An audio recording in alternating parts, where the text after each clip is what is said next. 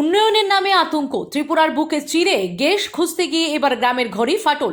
ওএনজিসির কাজে নিযুক্ত দেবী ইঞ্জিনিয়ারিং কোম্পানির বোম ব্লাস্টকে কেন্দ্র করে রণক্ষেত্রের চেহারা নিল বিলোনিয়ার শিবপুর। ক্ষতিপূরণ না পেলে ফের উত্তেজনার হুমকি দিয়েছেন গ্রামবাসী।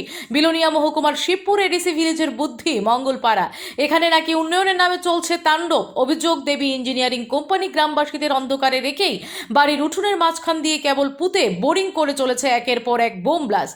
গ্রামবাসীরা প্রথমেই বলেছিলেন বাড়ি থেকে 100 মিটার দূরে ফাটান, কিন্তু কোম্পানি সেই কথা শোনেনি। 50 থেকে 60 মিটার দূরত্বে কাঁপছে মাটি, ফাটছে দেওয়াল। আরও অভিযোগ, নিয়মের বেড়া ভেঙে 75 মিটারের বদলে 45 মিটার গর্ত করেই নাকি 50 গ্রাম বোমা ফাটানো হচ্ছে।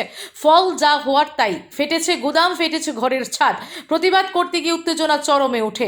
অজয়রাম ত্রিপুরা সহ 3 জনের গোদাম ফাটার পর কোম্পানির গাড়িতে হাতের বাড়ি পড়তেই ছুটে আসে বিলোনিয়া থানার পুলিশ। আপাতত পুলিশের মধ্যস্থতায় পরিস্থিতি শান্ত, কিন্তু গ্রামবাসীর হুঁশিয়ারি, কয়েকদিনের মধ্যে টাকা না মিললে আবার জ্বলবে আগুন। উন্নয়নের আলো জ্বালতে গিয়ে যদি মানুষের ঘরের প্রদীপ নিভে যায়, তবে সেই আলোর দাম কতটুকু? এই প্রশ্নই এখন ঘুরপাক খাচ্ছে বুদ্ধিমঙ্গল পাড়ায়। Bureau report, S Bharat live 24 hours.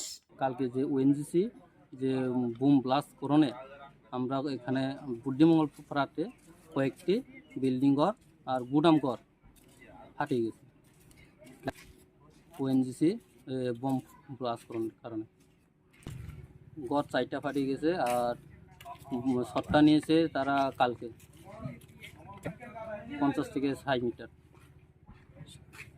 আজকে তারা না বলে আমার নামে কমপ্লেন করছে ওএনজিসি।